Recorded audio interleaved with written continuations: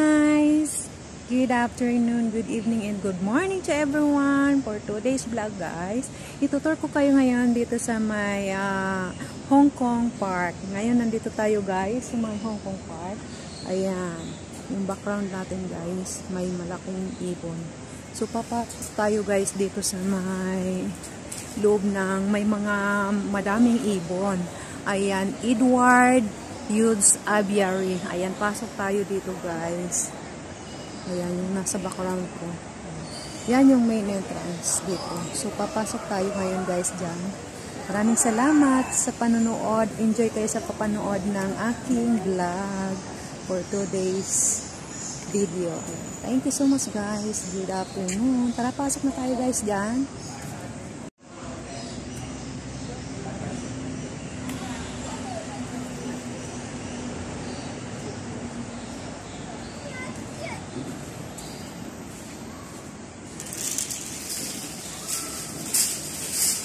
Afternoon.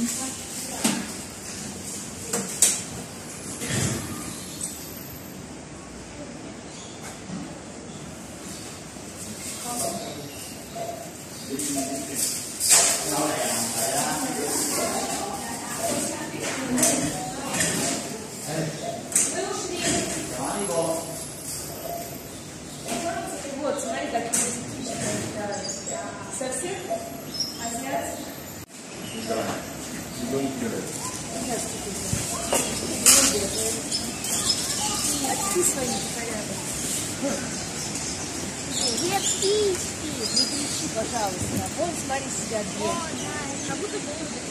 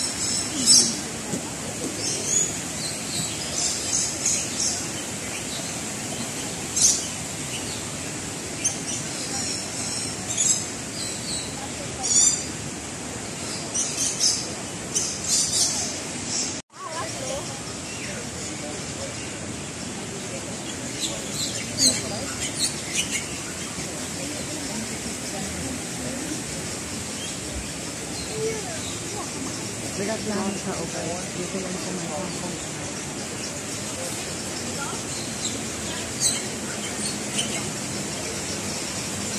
Ang daming ibon dito, guys.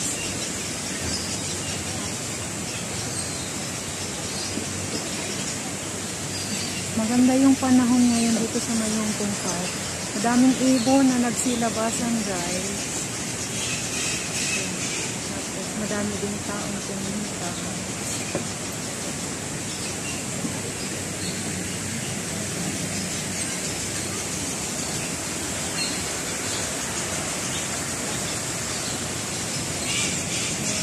Salamat sa lahat ng nanonood sa aking mga video, guys. And simpleng vlogger si Ate Gala. Galang-gala talaga, diba?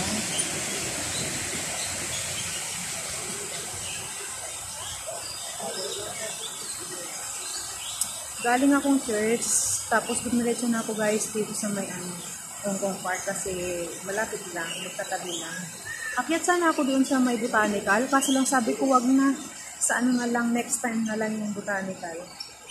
Dito ako napunta sa may Hong Kong Park.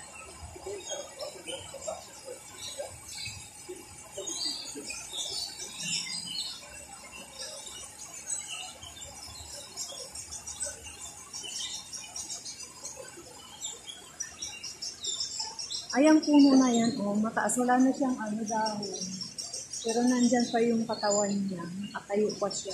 Matagal na yan. Ilang years na din yan. Pero nakatayo pa rin. Kasi ano siya, parang bahay na siya ng mga ibon. Ano siya sa loob.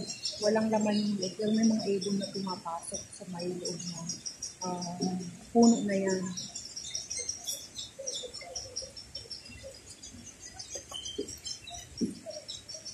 Ang ganda dito, guys, kasi malinis. Laging nililinis ng mga dito, utility. Dito sa may Hong Kong Park. Nagpalit sila ng pagkain. May bagong nilagay, mais. Mais naman yung nilagay na pagkain ng mga ibon.